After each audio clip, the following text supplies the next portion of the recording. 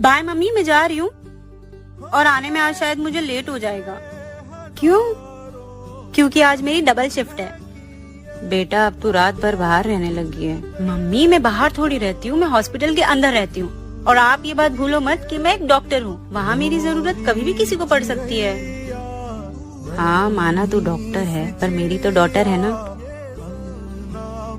चल ठीक है बेटा, अच्छे से जाना और पहुंचकर मुझे कॉल करना। बस अभी आती हूँ। हेलो, कौन? मैम मैं हॉस्पिटल से बोल रहा हूँ। I am really sorry to say but your daughter is no more. क्या? आपको कोई आप हॉस्पिटल आके बॉडी कलेक्ट करो। बॉडी?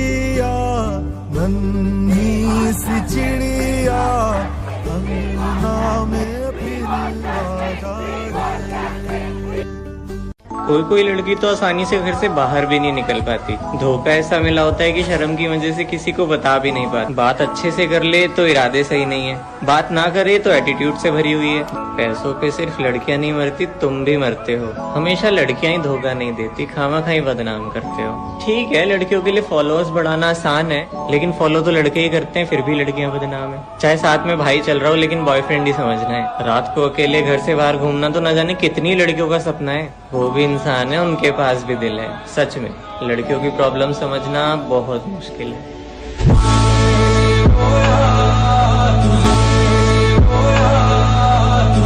सालों से संजोई प्यारी सी चिड़िया अचानक आंसुओं से रूठ गई। मेहंदी का रंग भी ठीक से नहीं निकला था कि सारी चूड़ियां टूट गई। बहुत चुन चुन कर एक सपना सजाया था। 8 साल के इंतजार के बाद उनसे ब्याह रचाया था। खुशियों के तिनकों से बुना एक आशियाना सजाऊंगा। झूठे थे वो कह कर गए थे कि मैं वापस जरूर आऊंगा। कल की बातों को याद करके मन कहीं खो रहा था। घर के बाहर बैठा पंछी खामोश होकर रो रहा था। अचानक एक कॉल की आवाज आई। उनका दीदार करने के लिए भागी चली आई। कॉल उठाते ही एक अजीब सी आवाज आई और जोर जोर से उनका नाम चिल्लाने लग गई कि माँ समझ गई कि अब उनका लाडला घर वापस कभी नहीं आएगा। उजड़ गया सुहाग, मिट गया सिंदूर। समझ ही नहीं आया कि कैसे यकीन करती कि अब उसका हमसफर कभी उस पे इश्क नहीं जताएगा। सबसे मुश्किल चीज होती है इस दुनिया में अपने हमसफर को खो देना, वो भी तब जब बरसों से किए इंतजार के बाद पल भर में सब कुछ उजड़ जाए। बिग बॉस की रील्स या अंबानी की शादी की कई रील शेयर करी हो, पर देखते हैं इस बहादुरी और प्यार की कहानी को तुम अमर बनाते हो या नहीं। भेज दो।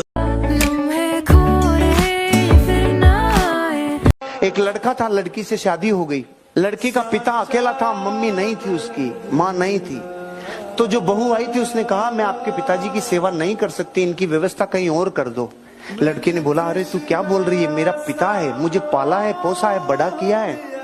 1 साल बीत गया, 2 साल बीत गया। लड़की ने फिर बोला मैं आपके पिताजी की सेवा नहीं कर सकती, इनको कहीं और रख लो। अरे तू क्या कह रही है, उनके कंधों पे जो घाव हैं ये मुझको उठाने से ही हुए हैं, तू क्या कह रही है। और 5वें साल तक आते आते झंडा गाड़ दिया, या तो तेरा पिता को चुन या मुझे चुन, दोनों में से एक चुन। लड़की की हालत रुआंसी हो गई। वो 12 बजे रात को उठा और अपने पिताजी को बोला पिताजी चलो घूमने चलते हैं। पिताजी को लिया और दूर जंगल में, और जंगल के बीच में बोला बस पिताजी आपका मेरा साथ यहीं तक था, अगर आपको रखता हूं तो वो मेरे को छोड़ के जाती है।